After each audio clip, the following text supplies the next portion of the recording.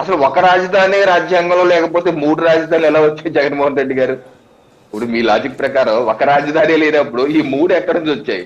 చట్టమే చేశారు కదా అసెంబ్లీలో. ఈ రోజు అమృత వాక్యలు. అసలు రాజధాని అన్న పదం, there is no gap like word capital in the constitution of India.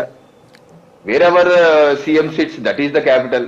అంటే బ్రో నరేంద్ర మోడీ గారు అమెరికా వెళ్తారండి, Washington. Washington India capital Washington అవుతా?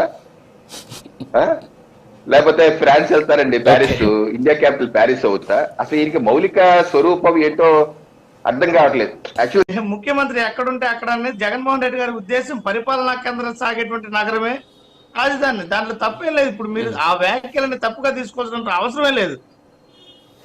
మరి ఇప్పుడు పెద్దిరెడ్డి రవికిరణ్ గారు అన్న విషయానికి చెప్తున్నా, మోడీ గారు ఫ్రాన్స్ కి వెళ్తారు, మరి ఫ్రాన్స్ రాజధాని అయిపోతుందా, లేదంటే అమెరికాకి వెళ్తారు, ఇతర నగరాలకు వెళ్తే అది రాజధాని అయిపోతుందని వ్యంగ్యంగా మాట్లాడారు.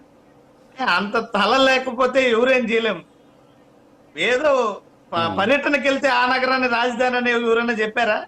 మరి ఆ వ్యాఖ్య అసలు ఆ రకమైనటువంటి వ్యాఖ్యలు బుర్ర తక్కువ ఆలోచనలు కాకపోతే